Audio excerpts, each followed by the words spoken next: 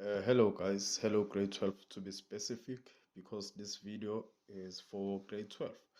Alright, so the first thing we need to do when we are looking for an inverse, but before we do an inverse, remember that y, f of x represent y is equal to 2x minus 4. This is one and the same thing. So let's have a look at the inverse.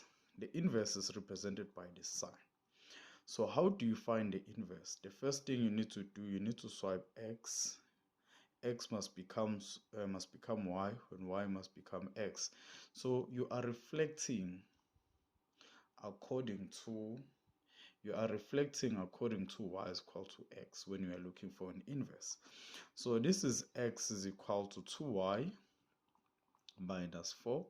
If swipe x becomes y and y becomes x, and then you need to make y the subject of the formula. It's two steps that you need to do. You need to swipe x and y and then make y the subject of the formula. How can you do that? You need to transpose 4.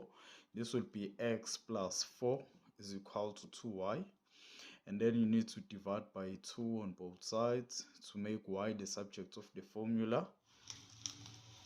So this will be y is equal to x plus 4 divided by 2, and therefore this is your inverse. So this is your inverse, right? Okay, so let's try and plot the original and try and plot the inverse. Right, looking at the original, which is y is equal to 2x minus 4, you need to find the intercept first before you sketch it. That's all you need to have an idea of what your straight line will look like. So let's have a look at the equation and the intercept. The original equation f at x is equal to 2x minus 4.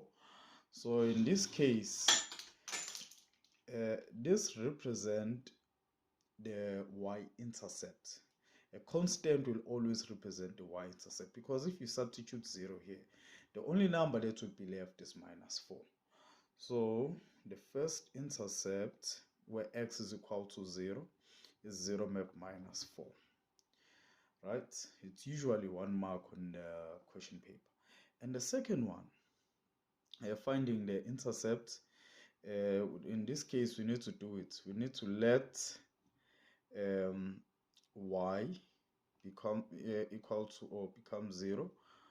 Let y be equal to 0, and then we have 0 is equal to 2x minus 4, transpose 4, and then you have 4 is equal to 2x, and then you divide by 2 on both sides, so you end up having x is equal to 2. So now you know the x-intercept and the y-intercept. So let's have a look at the rough sketch there. I'll just make use of a rough sketch. I hope you can see it. I hope it's not that long. Okay, let me try and make it shorter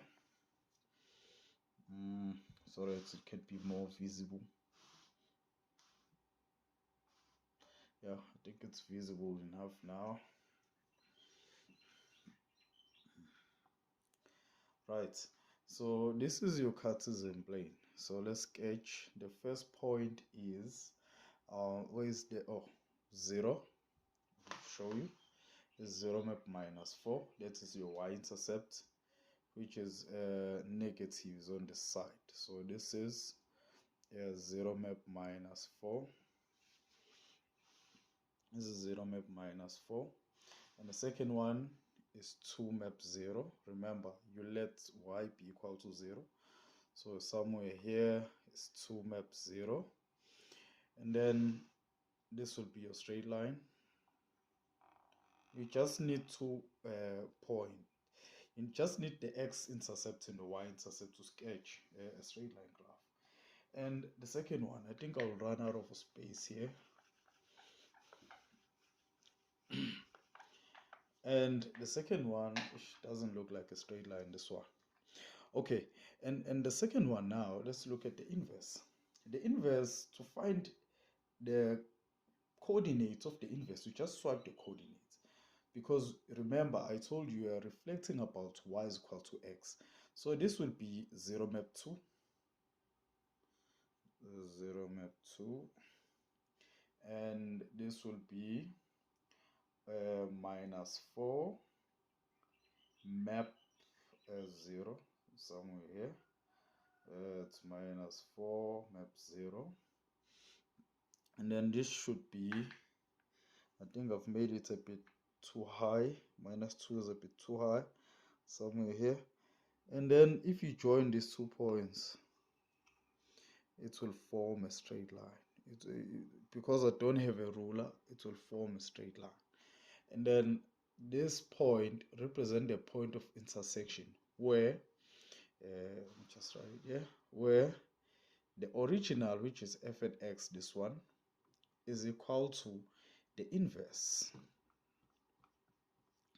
Yeah, so that's what we can say about the inverse and the straight line. Okay, hello guys. Let's have a look at the quadratic function.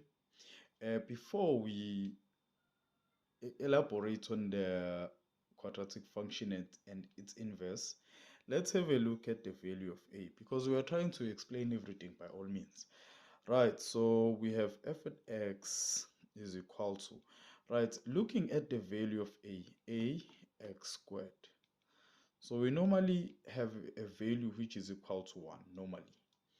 So if the value is equal to, maybe let's say we have x squared like the one we have, positive 1 x squared, we'll have a smiley face. This will be the shape of our quadratic, right? If the shape f at x is equal to minus 1 x squared, then we'll have a sad face. So those are things you need to know before we get into sketching and looking at the inverse. Right, so let's have a look at the inverse. Remember, our function is f at x is equal to x squared. So how do you find the inverse? Remember, this value represents y is equal to x squared. So if this represents y, as we have done, remember in inverse you need to swipe x and y and then make y the subject of the formula. So this will be x is equal to y squared. And then you need to make y the subject of the formula. So this will be y squared. So you need to put a square root there to make y the subject of the formula. And then this will be y. Remember, the answer that you get on the square root, it must be positive or minus 2 solutions. So this is the inverse. So we need to sketch the original and we need to sketch the inverse. So can I sketch it here so that we can all have a look? But I don't think it's clear on this side. Right, so let's have more space for the sake of sketching.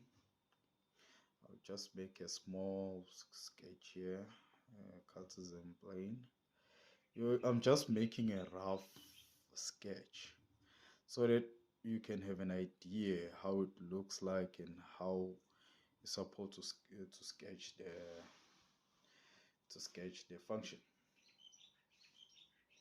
Right, just checking whether it's still part of, yes. All right, so now you need to sketch the original, which is, remember, y f at x is equal to x squared. So how the shape, since a is positive, the shape will be like this. I hope it's more visible on your side. And the inverse, which is given by plus or minus x, will be, we'll take this form, this shape. So what we are trying to establish here is whether the inverse is a function or not. That's the main point we are trying to look at. So let's have a look at the vertical line test. A vertical line test is just, you can use a ruler. I'll just use my marking pen. If this marking pen touches twice, um, that means it's not a function, right? We will not look at what type of function. We're just trying to establish whether it's a function or not.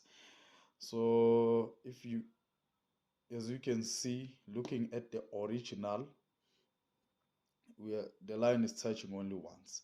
But if you look at the inverse, this one, the inverse, so the line is not, let's have a look at it. You see, the first is touching twice every time. So that means the inverse is not a function. How can we make sure that the inverse becomes a function? So let's. All right, guys. On our previous video, we were dealing with the function, which was is equal to x squared and its inverse.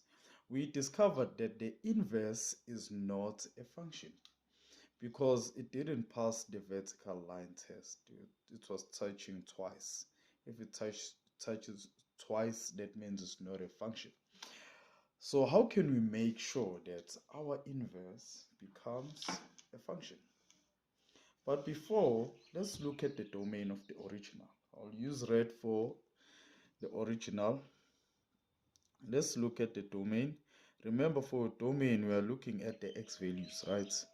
So let me just put x there. We are looking at the x values where the graph is defined.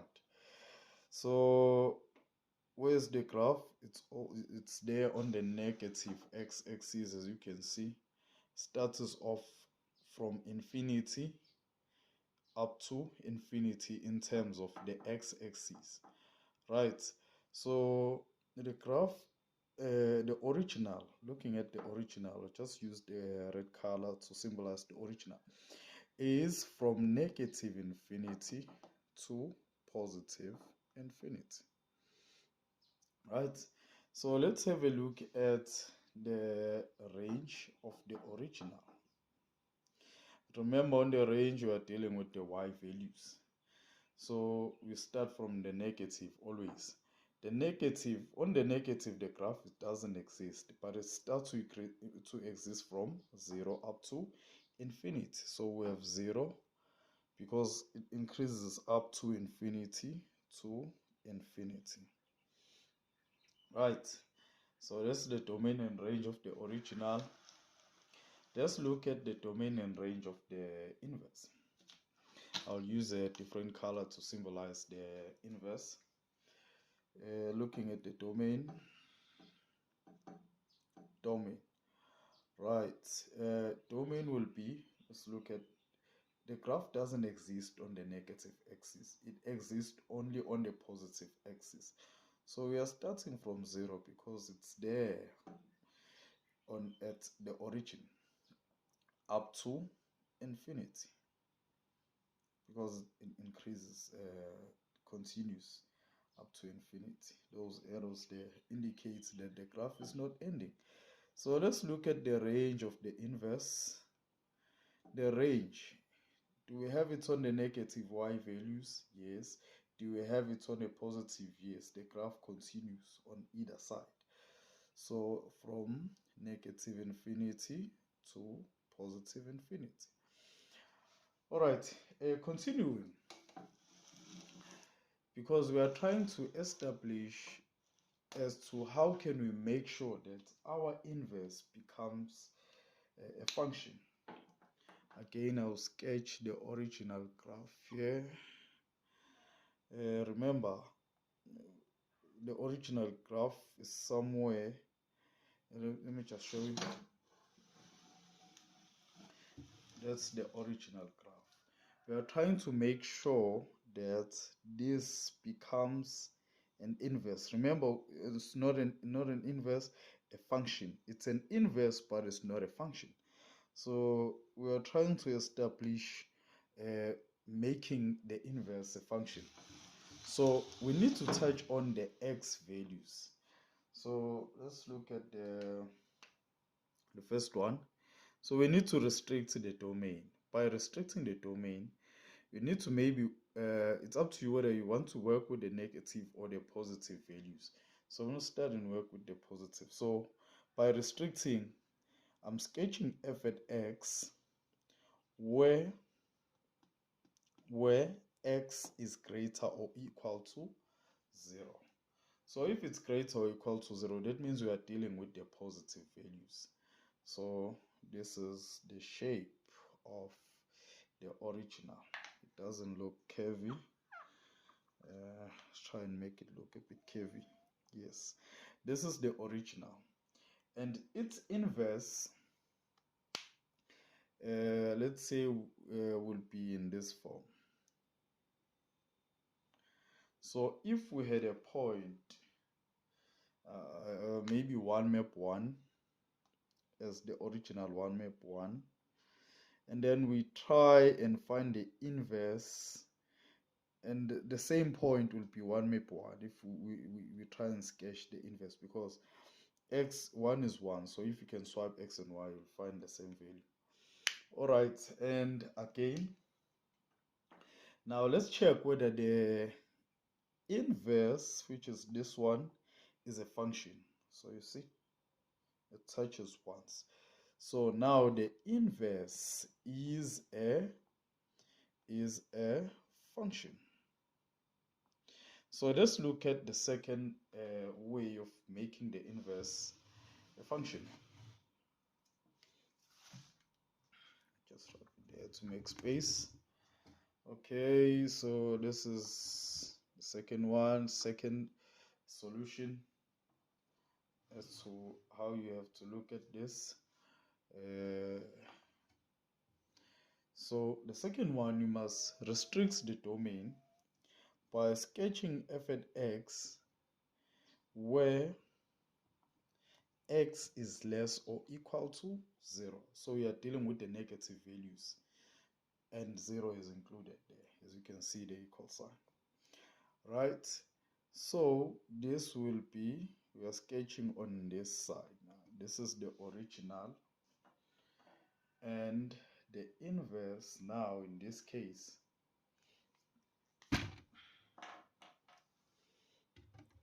the inverse, this will be the inverse. See, maybe if we had a point, maybe 2 map 3